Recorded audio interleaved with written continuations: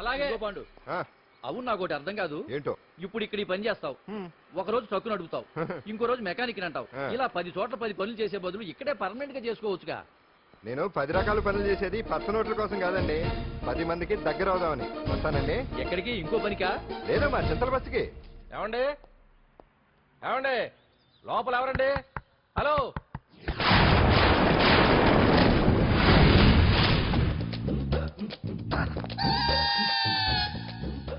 అదేంటి సార్, బంగారం లాంటి డోర్ ఉండగా కిటికీలోంచి వచ్చారు? డోర్ లో నుంచి రావడం రొటీన్, కిటికీలో నుంచి రావడం వెరైటీ. నేనేదైనా కొత్తగా థింక్ చేస్తాను. చెప్పుకో. మీ పేరు? ఉండా. సున్నుండా. సున్నుండా? తినే పదార్థం పేరెట్టుకున్నారేటంటే విచిత్రంగా. నీ పేరేం పేరు? ఆంజనేయులు. దేవుడి పేరు ఎందుకు పెట్టుకున్నావు?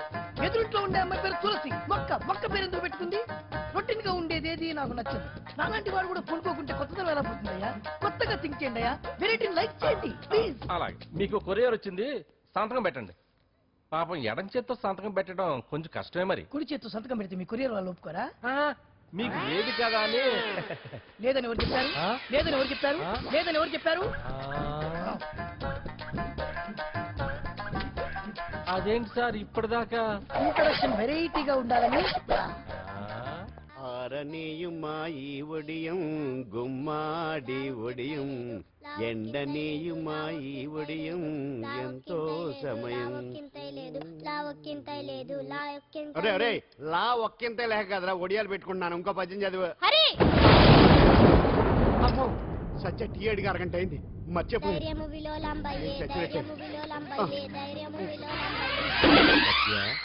ఏంటి ఎంతసేపు అడిగి?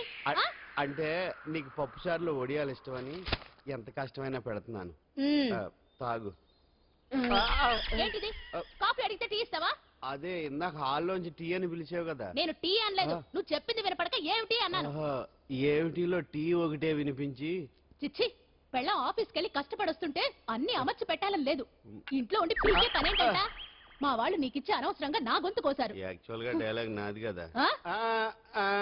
అన్నయ్య గారు, అక్కయ్య గారు ఒకసారి ఇలా వస్తారా? వస్తున్నా అక్కయ్య గారు. ఏంటి అక్కయ్య? అన్నయ్య గారు, ఓ కప్పు కందిపప్పు ఉంటే ఇస్తారా? దాన్నే భాగ్యం కందిపప్పు కప్పు కూడా ఇచ్చేస్తాను. నువ్వు రాత్రి చక్రవాదం సీరియల్ చూసావా? మా ఇంట్లో కరెంటు వస్తే కదా అన్నయ్య గారు చూడడానికి. మరి మీరు? ఏం జరిగిందంటే సత్యాకి తలకాయ పొడి వస్తే అమృతాంజన్ రాజు పిల్లని పడుకోబెడితే 10 అయిపోయింది. ఇంకెక్కడ చక్రవాకం? అన్నానని కాదు గాని ఏ మాటకు ఆ మాట అన్నయ్య గారు. మీలాంటి భర్త దొరకటం వదిన అదృష్టం. ఇందా కందిపప్పు కదా అడిగా, మర్చిపోయాను. అయిపోయింది. లేదు, కొంచెం ఉంటే పప్పు సార్ పెట్టేశాను. అక్కయ్య గారు, దీనికి కందిపప్పు కాదు గన్నేరు పప్పు ఇవ్వాలి. వదిన నా బిందు కూడా పెట్టి వచ్చేస్తున్నాను.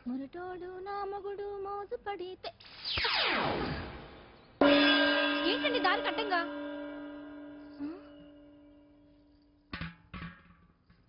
ఏమండి?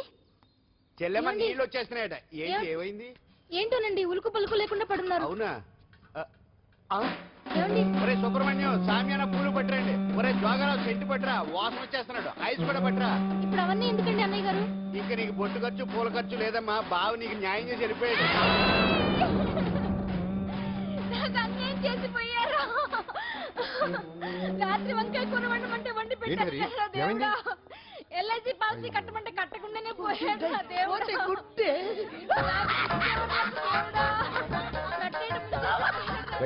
మొగుడు పోయి ఆమె ఏడుస్తుంటే నవ్వుతాను. ప్రపంచంలో ఎవరు చచ్చిపోయినా రొట్టెకి ఏడవడమేనా? కొత్తగా తిట్టేది.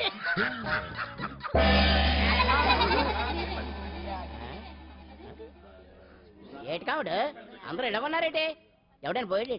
నువ్వే పోయావు అనుకున్నావు. నేను పోవడేటి? శవాసనం వేసి యోగ నిద్రలోకి వెళ్ళాను. నేను శాశ్వత నిద్ర అనుకున్నా. ఎలా పాడ లేకుండా ఆసనాలు ఏంటి ఆంజనేయులు? ఆసనాలు ఉంటే తప్పు కానీ ఆసనాలు వేస్తే తప్పటి పండు. ఇగో నేను ఇలా ఆసనాలు వేయబట్టే ఇంత స్ట్రాంగ్ గా ఉన్నాను. యంగ్ వైఫ్ ని మెయింటైన్ చేస్తున్నాను. లేకపోతే ఈ లేక పెళ్ళంచని మొగుడు లేక అలా ఉండిపోయింది. పదండి వదిన, నీళ్ళు ఆగిపోయి టైం అయింది.